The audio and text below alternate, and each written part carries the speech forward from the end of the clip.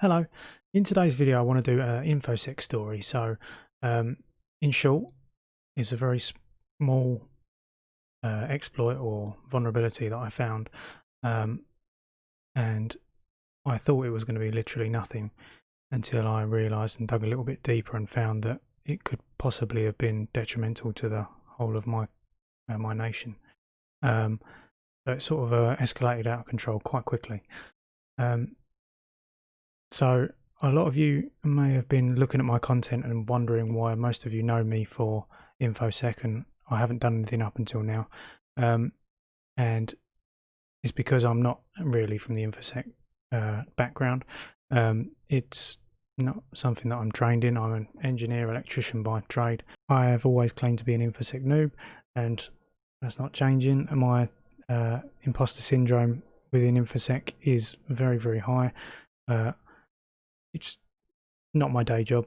I'd love it to be, but it really isn't. So don't get your hopes up too high. But hopefully in this video, we'll go through something as simple as I found, and hopefully you'll enjoy it. So let's get straight into it.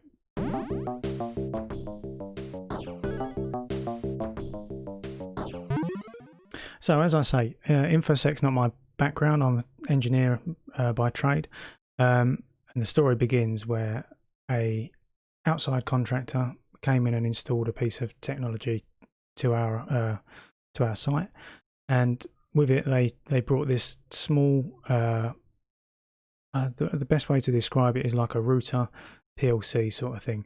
It's called the E1, and they fitted a couple of these on site, and I just remember them saying at the time, these are not to be plugged in to an outside internet source. Your IT has told us that we're not allowed to do that, but on a diagnosis or a troubleshooting front, we can dial in remotely using this.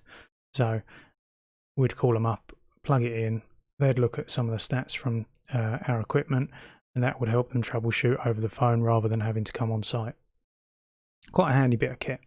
So with my sort of knowledge of security and that side of things, I was really intrigued by, firstly, that my IT had gone, you're not having that plugged in, and just really the how powerful this little piece of equipment seemed to be.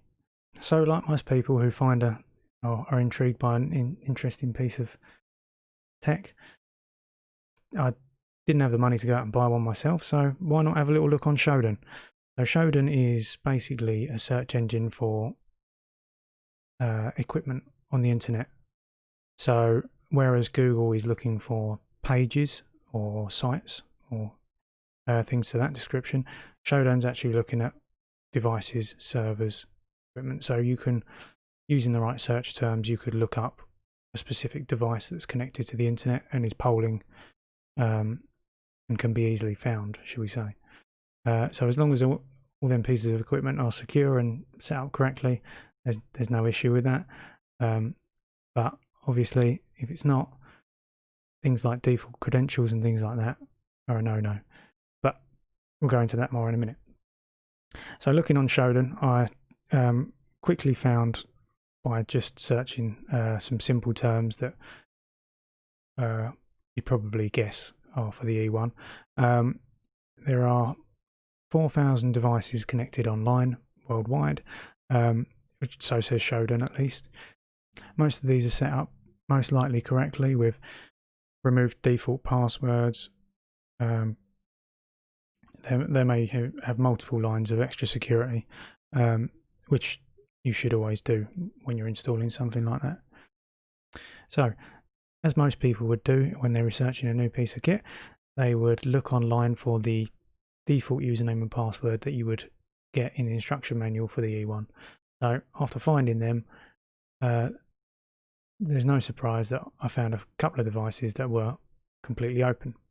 Now, I'm not looking to do anything destructive or anything like that. I'm literally just looking from my own research, and which is why I went very quickly from there to look at devices in my country, because I wanted to make sure that there was, this company had installed stuff on other sites for where the company that I work for, and I wanted to just double check that there wasn't any other sites open, and especially on default credentials. So after narrowing down my search, I found that there was 140 devices in the UK running facing the internet. Once again, most of these were, as at the time I thought, most likely secured correctly, as they should be. So after logging into a random one, I found that I could log in with default credentials. And one of the first things that really struck me was the folder layout of the web server. So I noticed that it was /AST/main/AST.SHTM, which is, that was the default of the web server. So that was your default settings page once you'd logged in. And I was a bit confused, to be honest, because I've never ever seen the SHTM file type, which might be common to other people, but to me that was very new. So that really stuck out in my mind, and I was a bit confused about that, which later I found to be very helpful. So after looking at a few of the 140 in the UK, I found one that really looked completely different to all the others that I'd seen. And this was, instead of coming up on the main AST page, it came to a different directory. And this directory gave you a read-only image, more like a SCADA, giving you the digital outputs that had been wired into the PLC. And for this, it was for a wind turbine, and it gave you the slew rate, the voltage, the power that it was creating. It also did give you a login, so assumedly you could log in, and you could probably change some of these settings. Never actually got to see too much of that login. I never really thought that hard on that front, because I found other things. So at first glance, I was thinking, oh, this is just a domestic wind turbine on the side of someone's house. It's come with this bit of kit, and they plugged it in. It probably said in the manual, make sure you change the username and password, ... So after looking a little bit deeper at the this read-only page, I noticed we weren't looking at watts or kilowatts. We're looking at megawatts. And megawatts is a figure that I've never really dealt with. Though I am an electrician by trade, this is big amounts of power. So I know now that I'm looking at quite a big wind turbine. But at first glance, it's only read-only. I can't make any changes to anything. And as I'm thinking, I can't get to that login page, so I can't get into all the different parts of the equipment. So just to go into a little bit more detail of what this router is and what it can do. It's basically a full-fledged router. You can set up VLANs. It was everything you would get on a sort of a business grade router you can do with this. It's a very powerful little tool. Plus, built into the side of it, you've also got what is basically a PLC. So you've got inputs and outputs that you can get off of electrical hardware, which is what they're using for in this instance. The use in this case was the PLC side was taking in some of the data from the wind turbine, crunching them numbers, and then sending back what it should do with the slew and things like that. So in essence, this was controlling some of the functions of the wind turbine, which could in effect lead to safety. I'll go on some more in that in a minute. So when I looked at where I'd been directed to, is actually a folder known as USR / name of the company / index.shtm. So going back to one of the other ones that I'd seen before, it did have the ability to set up a web server. So, and this was the default directory of the web server. And if you enabled this feature, then you would always be directed to this page instead of the configuration page. That begged the question to me. So, okay, so I'm now being default directed to this directory, how does one then go about configuring the device if they've enabled the web server? Obviously, there must still be a way of configuring the web server, because otherwise, if you switched it on, you'd never be able to switch it off.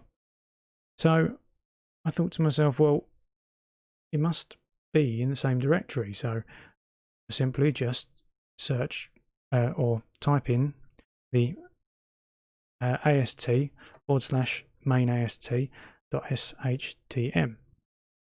Lo and behold, I find myself in the configuration page, prompted by login, username and password.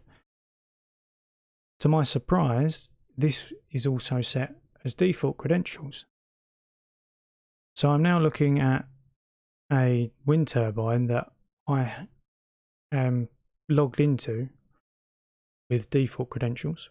I've bypassed the login on the read-only page because I don't need it, because I have power over the whole system from the configuration, with the probability of being able to make changes to the way that the PLC side works that could affect things like, we could potentially make changes to the way the device works in, let's say, heavy wind or something like that, so that it may work in a slightly different way, and that could be a safety concern and could possibly cause damage to the equipment, catastrophically, no doubt. And I'm pretty sure if you looked into it a bit deeper, you could quite easily stop these creating power. So within about 15 minutes of finding that, I found 5 other sites, all set up exactly the same way, with exactly the same amount of output and power. I very quickly found that I had 253 megawatts worth of wind turbines sat in front of me, which I then had a bit of a panic attack and sort of thought, wow, that's a lot of power. And then I thought, nah, it's probably not. You may have seen my tweet at the time where I was doing some frantic maths to try and work out really what that equates to. So I worked, after adding that up and looking at the UK's total usage, it really is a drip in the ocean when you consider the whole usage. But when you look at just our domestic use, that's enough to power 6.5% of all the homes in the UK. All of a sudden that sort of hits home that I'm just looking at 5 sites here. And then going back to one of the sites and looking in a bit more detail and realising that they have actually got identifiers for the sites. And this one was named site number 113. Then I really had a panic attack, because in actual fact, I'm only looking at 5 and there's potentially tons of these out there, all set up the same way. I'm looking at quite a large percentage of power consumption that could in effect be damaged in quite a quick and easy way. So I did what any good person would do, I'd like to think, and I tried to contact the companies involved. There was a little bit of information on Shodan that would sort of point me in the right direction of what companies were in control of these sites. I tried to also contact all the manufacturers of the wind turbines as well, to see if they had any contact or possibly could do anything about it, but to no avail. And I left it for a few days to try and give them the opportunity to get back to me. I know that this is a very slow process a lot of the time. And so this all happened about a year ago, and in the few days while I was waiting for someone to get back to me, I was actually on holiday and heard on the news that there had been a massive power cut in the whole of the UK, and thousands of homes were without power, only for a short period of time, and it turned out to be something completely unrelated. However, I had a massive panic attack that I could have been looking at the cause of it in a few days before, and was quite worried for my own, still having no response back from any of the companies involved or any of the parties involved. I didn't really know what to do. So in the end, I reached out to the NCSC, which is the National Cyber Security Centre in the UK. I didn't feel like I had much choice at this point because I just wanted to get everything on record and try and get it sorted as quickly as possible, regardless. It very soon came out that was the power cut was nothing to do with any of the things that I found. Just gonna stand there. Up. Just gonna. Yep. Okay. I contacted them mainly to get my side of the story on written down, and to try and get the problem solved, just in case. It did very soon come out that it was nothing to do with what I'd found that caused the issue. So that took a load off my mind, but I was also still a bit panicky because this is the first thing I'd ever found this sort of scale of repercussions. So the NCSC were very, very helpful. To be honest, I'm 99% sure you should not contact them for things like this, but regardless, they helped me out. They did contact the companies involved and they did get it solved. Otherwise, I wouldn't be talking to you about it now. So I can say all the sites have been locked up securely now, which takes a load off my mind. And they in fact gave me a bit of rep on HackerOne for giving them the tip off, which was quite nice, which they didn't have to do. As I say, this is all still very, very new to me, and I'm still learning how to deal with these sorts of things. If you've got any suggestions on how I should have dealt with it or who I could have contacted, I'd love to hear them in your comments to this video. Hopefully I'm going to do more videos on Infosec in the future. As I say, my imposter syndrome is very, very strong with this side of things. That's why I do a lot of the Locksport stuff, because it's a lot more physical and either works or it doesn't. Anyway, I hope you've enjoyed this video, and as I've always said, I'm an Infosec noob, so if you want to say stuff in the comments, crack on. I'll probably be doing more videos on sort of Infosec related topics in the future, depending on how this goes. So make sure you like and subscribe if you've enjoyed it. Thanks a lot.